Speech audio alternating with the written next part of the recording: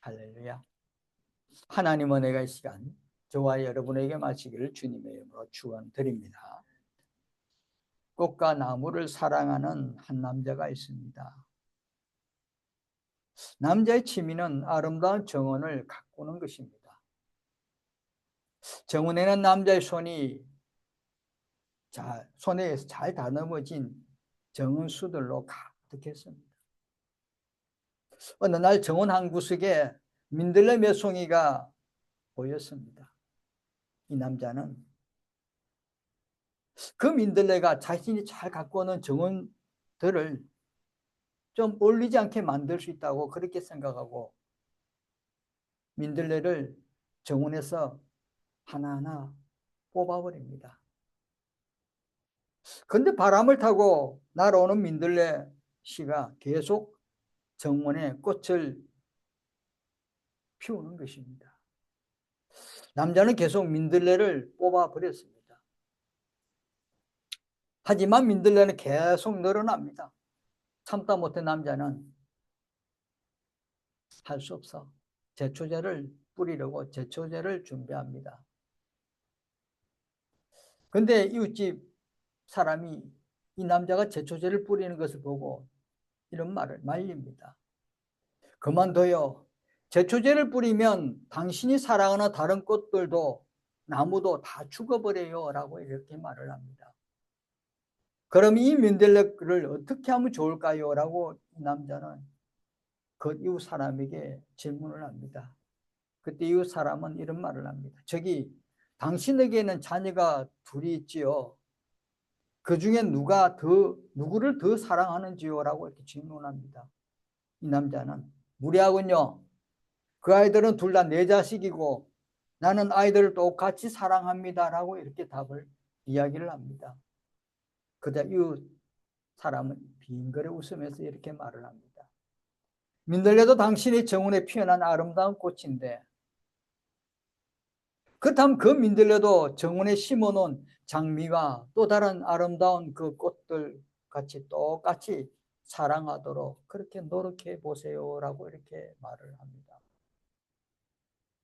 여러분, 오늘 이 말은 자아라는 것입니다. 자아는 때로는 우리에게 아주 위험합니다. 자신의 의식대로 행동하는 것.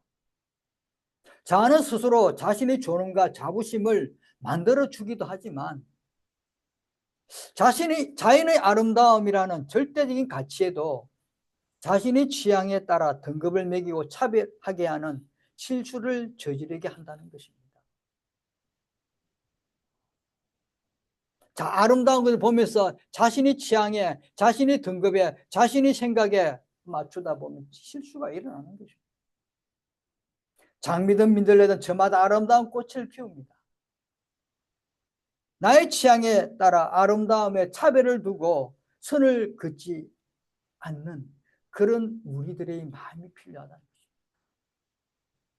여러분, 선을 긋는 행위가 생각이나 마음을 갖지 않았으면 우리는 좋겠습니다. 극단적인 행위와 생각과 마음을 가진다는 것은 불안과 위험을 초래할 수 있습니다. 실수는 우리가 할 수 있습니다. 실수를 두려워서 극단적인 것을 선택하지 않는 그런 사람들, 그런 믿음의 백성들, 그런 세상의 사람들이 되었으면 좋겠습니다. 세상은 지금 극단의 치닫고 있는 그런 세상입니다. 사람들이 뭐가 잘못되면 힘들어지면 극단적인 생각을 합니다. 그 극단적인 생각에는 자아라는 것이 발동하고 스스로 생각하는, 스스로 의식대로 생각합니다. 우리는 이것을 조심해야 됩니다. 믿음의 백성 특별히 정말 자아에 우리가 조심하는 그런 사람이 꼭 되어야 한다는 걸 잊지 마시길 바랍니다. 오늘 말씀에서 다윗은 자의적인 생각과 판단을 위하여 자책하고 허물로 두려워하는 그런 내용입니다. 자의적인 생각. 이스라엘 왕위에 오른 다윗은 하나님이 도우심을 힘입어 예루살렘을 정복하고 함께 블레셋과의 전투에서 완전한 승리를 거둠으로써 이제는 국가의 안정을 되찾았지만 하나님이 다스린 나라가 건설되어야 되는데 그에 필요한 토대를 마련하기 위해서는 제일 먼저 여호와의 궤를 다윗성으로 옮겨놓은 것입니다. 여호와께는 이스라엘 백성 사이에서 맺어진 언약의 보증으로서 하나님께 드리는 예배의 중심이 되는 것입니다. 그런데 제2차 아벡 전투의 패배로 이스라엘은 출애굽 후 시내산에서 받은 법궤를 블레셋에 의해서 탈취당합니다. 그런데 하나님께서는 이 거룩한 궤를 그들의 어떤 전리품으로 삼도록 내버려 두지 않습니다. 하나님이 진노하심으로 크나큰 재앙을 겪은 블레셋 사람들은 결국 7달여 만에 법궤를 메스메스로 되돌려 보냈지만 메스메스 사람들 역시 이 법궤에 대한 하나님과의 율법을 무시한 채 불경건한 호기심을 통해서 들여다보다가 하나님의 징벌을 받고는 기란 여아림에 있는 아비나다 집으로 보냅니다. 이로써 법궤가 아비나다 집에 방치된 기간이 약 70년. 사무엘 시대 20년, 사울 시대 40년, 다윗 시대 10년, 70년 동안 이 법궤가 아비나다 집에 방치되어 있었습니다. 이 다윗은 이제는 국가가 좀 안정되기 위해서는 이 아비나다 집에 있는 법궤를 옮기는 게 최우선적으로 생각했던 것입니다. 다윗은 바야로 통일 이스라엘의 국내외적 안정을 이룬 지금 하나님께 드리는 온전한 예배를 회복하기 위해서 법궤를 다윗성으로 모셔오는 일이 우선되어야 함을 인식하고 1차적으로 최우선적으로 법궤 운반을 시도합니다.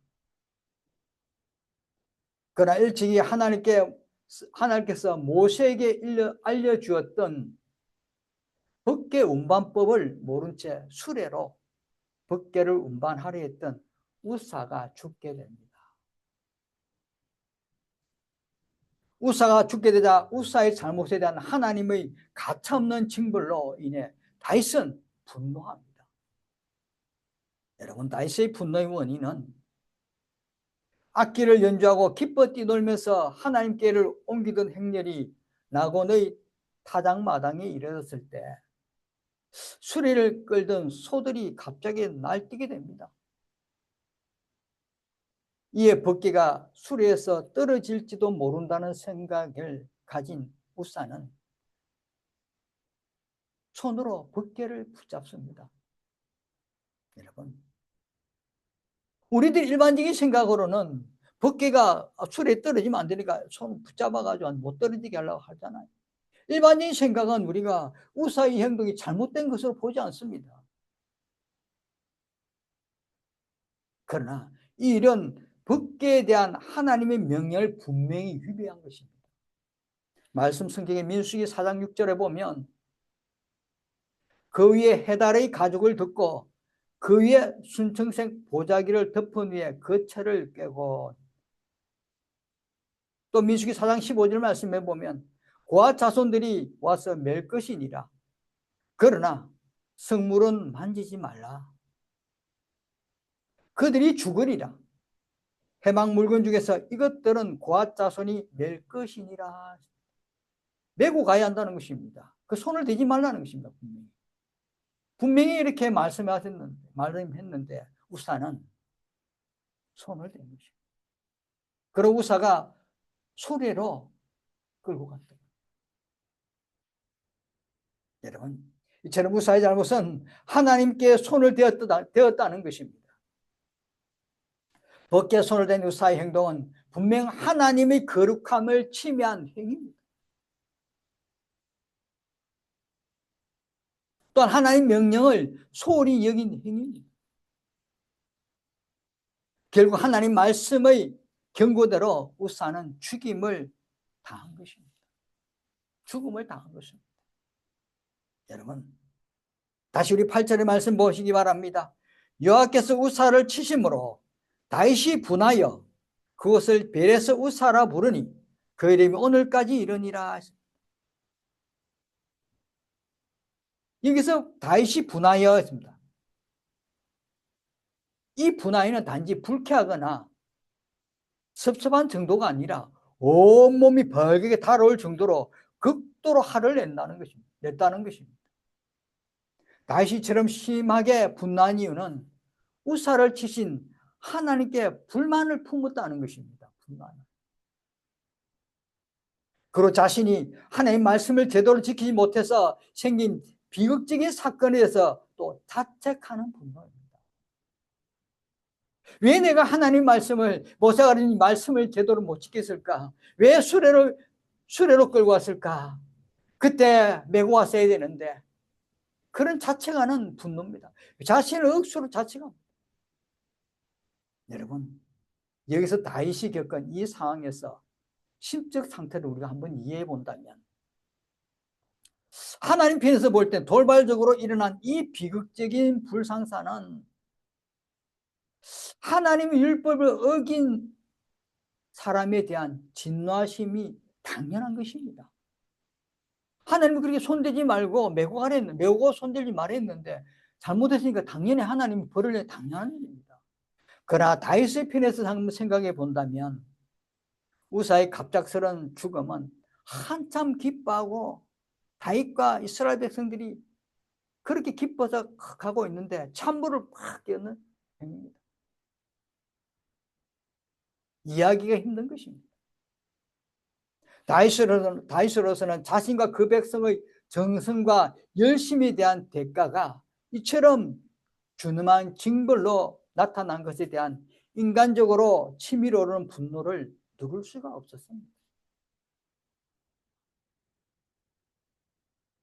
그때 하나님의 말씀, 모세에게 열린 그 말씀보다는 자신이 이 상황을 지금 너무 분한 겁니다. 열심히 했는데, 열심히 사람들 모아서 이렇게 기뻐하며 이렇게 하고 있는데 그 상황만 생각한 거죠.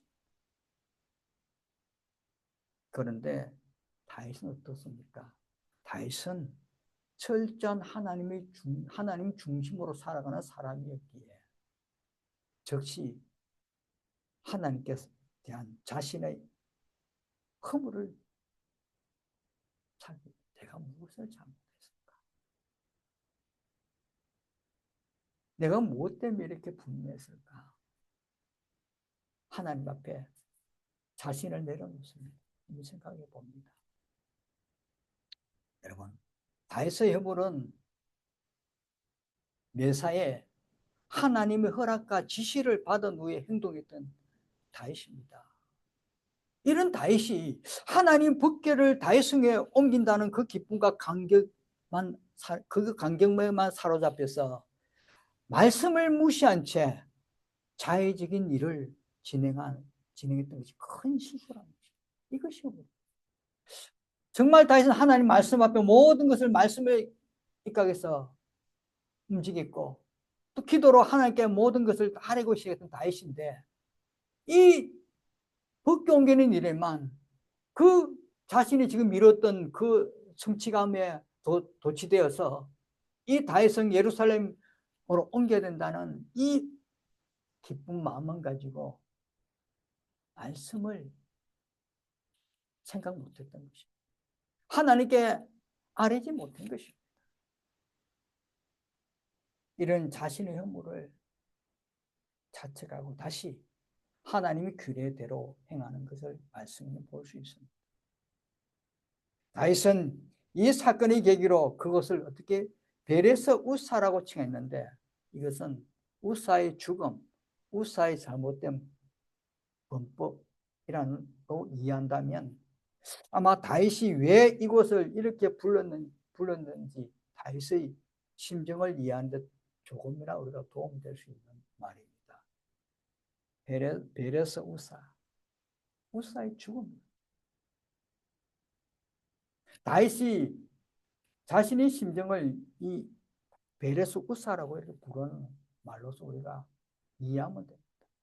우사의 죽음, 우사의 잘못된 행동. 우사가 하나님께를 만지는 잘못으로 죽음의 징계를 받았지만 이 우사의 죽음은 또한 다윗 자신에게 대한 징계이기도 한 것입니다.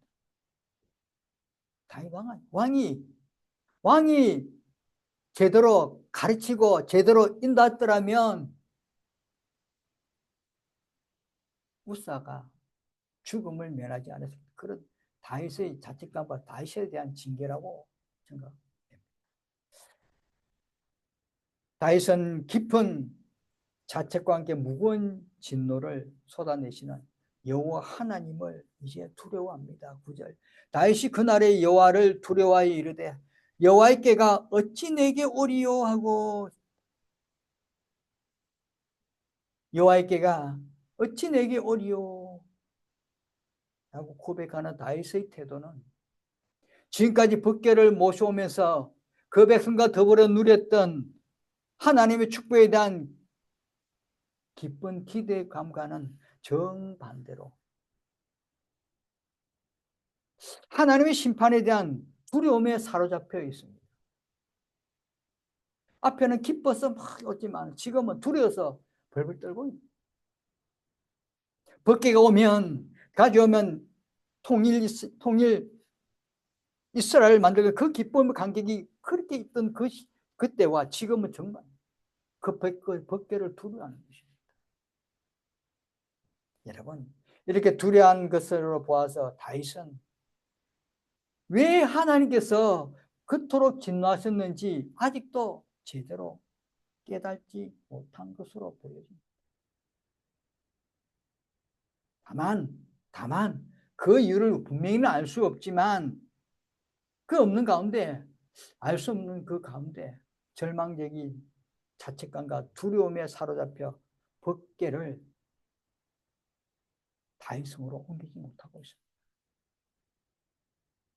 죄책감과 두려움 때문에 법궤를 옮겨야 되는 그 앞에 생각, 통일 이스라엘을 이루겠다는 그런 생각을 잊어버리고 이제는 법궤가 두려워서 다윗을 옮기지 못합니다. 10절입니다. 다윗이 여호와께를 옮겨 다윗은 자기에게로 메어 가기를 절기하지 아니하고 가드 사람 오벳에돔의 집으로 메어 간지라. 우사의 죽음으로 징계하신 하나님이 진노하심으로 다윗은 자신과 이스라엘 백성에게는 아직 하나님께를 모실 자격 만한 자격이 되지 않는다고 그렇게 생각합니다. 그래서 가드 사람 오벳에돔의 집으로 법궤를 메어 가게 합니다. 이제는 법궤를 수리에 실어 나르지 않고 어떻게 해요? 메어 가게 합니다. 메어 간지라. 어깨에 메고 가게 합니다. 하나님이 규례에 따라 메고 법궤를 깨달은 것입니다. 자신의 잘못, 허물을 깨닫고 하나님의 말씀을 대로 행하는 것입니다. 여러분, 오늘 우리 이 본문의 말씀을 한번 다시 정리해 본다면 다윗은 하나님을 중심에 모시고 살아가는 그런 사람으로 하나님을 위하여 진실되고 선한 사람이 다윗입니다.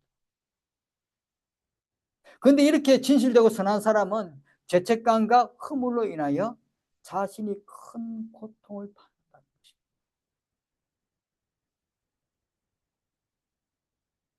자의적인 생각을 통해서 자의적인 판단을 통해서 죄책감과 고통을 당합니다. 그래서 우리는 늘 조심해야 됩니다. 항상 믿음의 사람들은 진실되고 선한 사람들이 대부분이기 때문에 다 진실되고 선한 사람들 아니에요. 그래서 우리가 중요한 것은 자의적인 생각을 하지 말고 자의적인 판단을 하지 말고 하나님 말씀에 기도로서 하나님 뜻을 구하고 행동해야 돼요. 생각해야 돼요.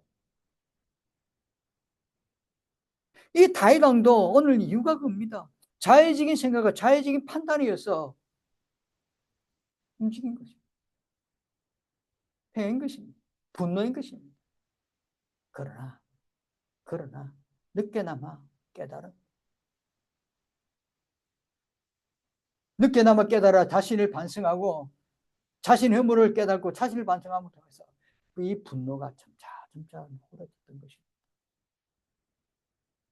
우리는 선한 믿음의 백성들은 정말 자의적인 생각을 버리시고 하나님 뜻에 하나님 말씀에까지 모든 것을 움직이시고, 행여나 우리가 실수가 있을 수 있습니다. 실수합니다. 실수했다고 극단적인 생각과 극단적인 마음 분노가 어떤 분출하는 것이 아니라 하나님께 내 자신을, 자기 자신을 다 낮추시고 허물을 발견하시고 하나님 앞에 무릎 꿇고 반성하고 회개하는 그런 심령이 돼서 우리들이 다시금 하나님의 자녀, 은혜로운 자녀가 되어야 한다는 잊지 마시길 바랍니다. 성도 여러분, 우리들도 늘 주의해야 될 것이 있습니다.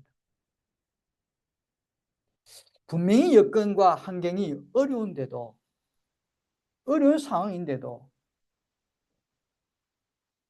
일이 순조롭게 잘 진행되어 가는 때에 오히려 하나님의 인도하심에서 벗어나는 잘못을 저지를 수 있다는 것에 늘 주의해야 됩니다. 중요합니다. 상황과 여건에서는 뭐가 잘 안 되는데, 어렵게 환경이 좀 안 좋은데, 그런데 일을 해나가면 순조롭게 진행하고 있습니다. 이럴 때 우리가 주의해야 합니다. 하나님 말씀에 벗어나는, 하나님 인도하심에 벗어나는 잘못을 저지르고 있지는 않는지 우리가 한번 늘 주의해야 됩니다. 이게 거기에는 사단이, 거기에는 자의적인 우리 또 생각이, 판단이 있을 수 있기 때문에 항상 주의해야 됩니다. 온 다윗도 잘 순조롭게 잘 진행되어 왔습니다. 잘 진행되었고 또 수레로 일단은 몰고 잘 오는데 그 잘못된 부분 그 당시도 판단 못했습니다.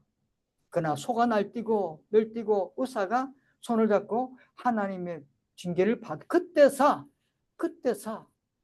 깨달은 것입니다. 우리는 이 부분을 늘 생각해서 잘 진행될 때, 순조롭게 진행될 때 주의를 하는 저와 여러분 되시길 바랍니다.